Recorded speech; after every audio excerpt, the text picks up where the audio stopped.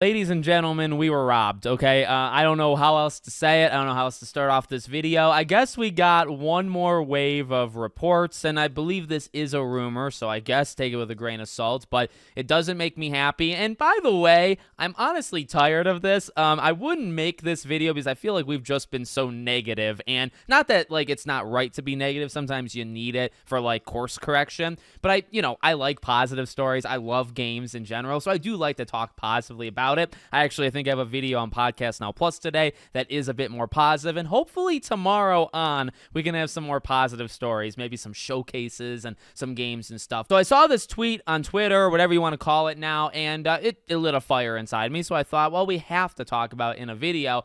Otherwise, honestly, again, wouldn't have done this. So, from Shinobi, and actually originally from Bloomberg, more Xbox cuts are on the way across the organization. This comes after closing down the 4 studios.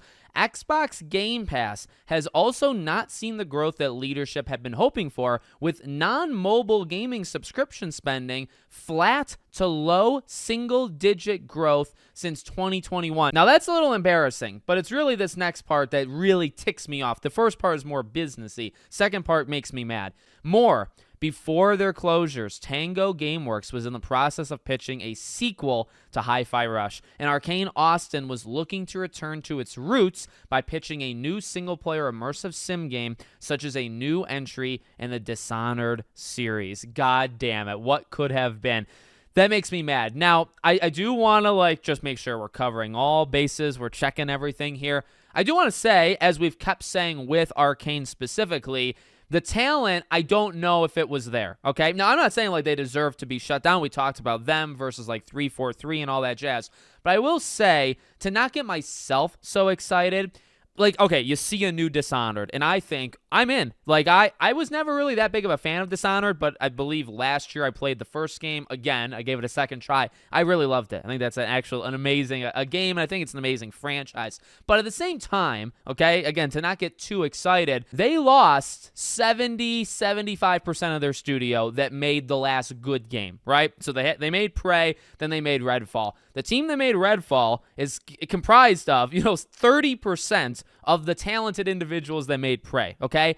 The other 70 were swap-ins from God knows where, and who knows who these people are. Now, were they in a bad situation? Of course they were. Were they really pressured, kind of, into doing Redfall? Yeah, they kind of were. In fact, it was kind of an initiative, right? I believe from ZeniMax or whoever that sent it down to kind of push them into, you need to do a more live service shooting type kind of thing, okay? So, was it all their fault? No. But, again, just to make sure we're all checking all the bases, checking all the boxes, whatever the goddamn phrase is, I do just want to say that, where it's they could have pitched a Dishonored game and it could have been terrible because the people that work there now are not the people that have made their last, immersive sim game. It's not the same group. So, to get too excited and say, oh, what could have been a Dishonored 3? Would I have liked it? Of course I would have. Would I have talked about it a lot? Of course I would have. And played it? Yes. But was it guaranteed to be good? Honestly, no. Still, it's sad. I still want to make a video on it, right? Okay, let's continuing to work backwards here. Hi-Fi Rush 2. Are you kidding me? Are you out of your mind? I mean, I don't understand. This is one, as opposed to, what we just talked about with Dishonored. These are people, again, not saying we know for a fact that the team that was left over that made Redfall, they're full of untalented workers. That's not true. We don't know because we don't really know the situations they were put in. I can tell you one thing, though. We do know the team and the talent level at Tango Gameworks. We know their talent level, and we know that if they were to make a Hi-Fi Rush 2, odds are it would be pretty good. It would have a higher percentage or a higher confidence, maybe ranking from me versus, say, a Dishonored 3 from Arcane, right? So I want to say that out loud as well, but oh my God, we keep saying it. We can say it at least one more time here, and maybe we'll never say it again. Hopefully we never have to talk about this again. I mean, killing off Hi-Fi Rush, killing off Tango Gameworks is just a terrible idea.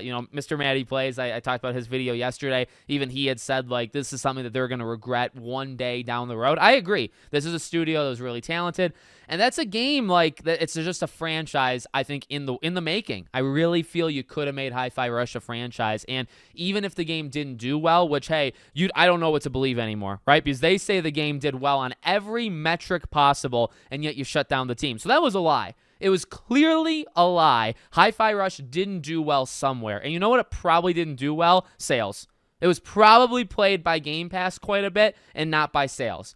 And that's, whatever you want to say about that, say about it. But at least be honest. And they were not honest about it, right? But regardless, if that's even the truth, right? They didn't set the game up for success anyway. Like, the Shadow Drop was cool, and I really appreciate it. And I actually kind of wanted more games to do Shadow Drops. But honestly, if the Shadow Drop is what killed it, then let me just throw myself in a dumpster for saying something so stupid out loud. Because, okay, then never do a Shadow Drop another day in your life. Don't do it. It's a terrible idea. I'm willing to pull a 180 on this. If that is the cold hard facts, I'll shut up forever about Shadow Dropping. Who cares? We don't need it. All right. So I don't know. For me, I like them Shadow Dropping it because it became my game of the year from that day on until Alan Wake. So it was for me, it just immediately made an impact. And I think it was cool that it came out of literally nowhere. We heard about it through rumors, I think one day before, and then, it came out the day after. So, but you know what? If that wasn't going to work, then don't ever do it again. Bottom line is, if that was the case, you didn't set it up to succeed. You set it up to fail with the stupid Shadow Dropping thing. Again, my opinion on it can change on a dime, see? So, I don't know. I would have liked the sequel. It was, I believe, a franchise that had so much potential, from the artwork to the music to the gameplay to the story to the characters. The game's a masterpiece. The game is extremely, extremely good. So, I feel disgusted by that one.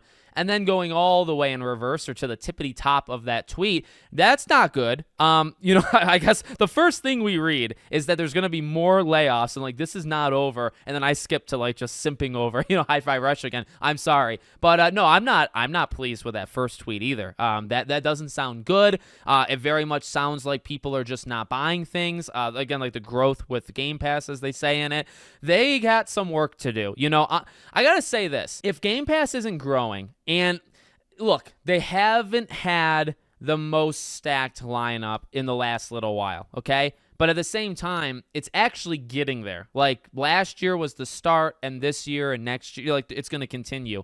If they can't get this thing rolling to their expectations, and that's important to throw out there, their expectations, if they can't get it there in the next year and a half, I feel like it is truly game over. And I hate to be a doomsday. I hate doomsday type things in general, okay? We got one life. You kind of take it day by day.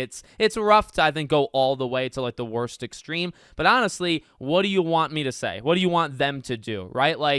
To me, Starfield was the big one. If you couldn't get a massive Game Pass growth because of Starfield, what's going to do it? Elder Scrolls would do it. But Elder Scrolls is still 3-4 years away, and honestly, the trust continues to fall. And I do classically say kind of a lot, how much do these things actually make an impact on people? And the answer is maybe not all that much. We are always online. We're living online. You're online right now because you're watching this video, right? The casual, average consumer could give, they don't care whatsoever about what we're saying right now.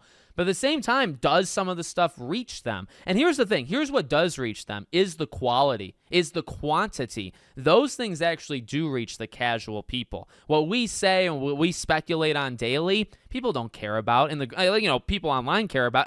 And I'm glad you care about it, clearly. This is a job for me, and I want people to watch these videos, but I try to be pretty transparent. I try to be pretty aware that we are in a sense in a bubble. Okay, so to that point, I do just wonder what is going to do it? What can actually get Game Pass going? Because if Game Pass isn't growing with Starfield, and didn't Starfield have 20 million players or something ridiculous? That's really good. And you imagine a good amount of that was on Game Pass, but if it didn't get people, if it got Game Pass growth by 2 to 4%, that's not great. And they haven't done a great job with Halo, but if Halo Infinite didn't do it, what's gonna do it? The next Gears, to a lot of people, Gears has been going downhill. Now I'm actually working my way through Gears, so I can't offer an opinion of myself on it. I can tell you Gears 1, 2, and 3 are extremely good. But, to some people, Gears is going backwards. So is Gears 6 gonna do it? Again, Elder Scrolls, I think, is definitely powerful enough to do it, but